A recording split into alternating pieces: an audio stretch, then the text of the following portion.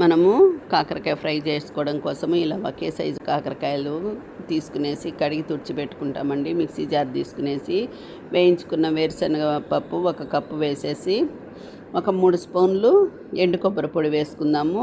తర్వాత ఒక half spoon salt, ఒక హాఫ్ స్పూను మిర్చి పౌడర్ వేసుకునేసి ఒక 10 వెల్లుల్లి రెబ్బలు వేసుకునేసి మిక్సీ చేసుకుంటామండి. మిక్సీలో ఈ పౌడర్ అయితే ఇలా బరకగా ఉండాలి, ముద్ద కాకూడదండి. ఇదొకటి గుర్తుపెట్టుకోండి. అలాగే దీన్ని ఒక బౌల్లో వేసుకునేసి పక్కన పెట్టేసుకుందాము. ఈ కాకరకాయలు తుడిచిపెట్టుకున్నాం కదండి, ఇలా ఎడ్జెస్ కట్ కాకుండా మధ్యలో ఈ విధంగా కట్ చేసుకునేసి పురుగు అలా ఏం లేకుండా చూసుకోండి. మొత్తం ఇలాగే కట్ చేసి పెట్టుకోండి. ఇలా కట్ చేసుకున్న ఈ కాకరకాయలోకి మనం పొడి చేసుకున్న ఈ పౌడర్ని ఈ విధంగా స్టఫ్ చేయండి. అంటే బాగా కూరుకునేయండి. ఎంత కాకరకాయ పొడి పడుతుందో అంత కాకరకాయకి పొడి కూరేసేయండి బాగా. ఇలా కూరుకున్న కాకరకాయలని ఒక బౌల్లో పెట్టేసి నేను ఈ కుక్కర్లో అన్నం అన్నీ పెట్టానండి. దాని మీద కూడా పెట్టేసి దీన్ని ఉడికిచ్చేస్తాను. ఒక 2 విజిల్స్ రానిచ్చేసామంటే నాకు అంత వంట అయిపోతుందండి.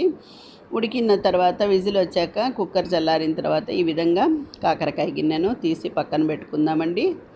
తర్వాత స్టవ్ వెలిగించి కడాయి పెట్టుకొని తక్కువ నూనె పడుతుందండి. ఇప్పుడు దీనికి ఒక 2 స్పూన్లు ఆయిల్ పోసుకునేసి నూనె కాగిన తర్వాత ఈ కాకరకాయలన్నీ ఈ విధంగా పరిచేసేయండి ఆయిల్లో. ఒక 2 నిమిషాలు ఒక సైడు కాలనిచ్చి ఇంకొక 2 నిమిషాలు ఇంకొక సైడు కాలనిచ్చి మీకు నచ్చిన రంగు వచ్చేటట్టు వేయించుకోండి.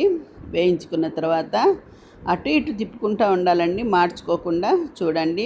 దీనికైతే దారం కూడా చుట్టుకోవాల్సిన పని లేదండి. ఆవిరి మీద ఉడుకుతుంది కాబట్టి మీకు బాగా ఉడకుండా ఉంటుంది.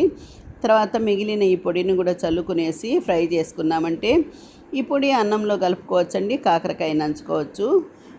చాలా రుచిగా ఉంటుందండి. ఇష్టం లేని వాళ్ళు కూడా తింటారు. ఈ కాకరకాయ చేదనేదే రాదండి.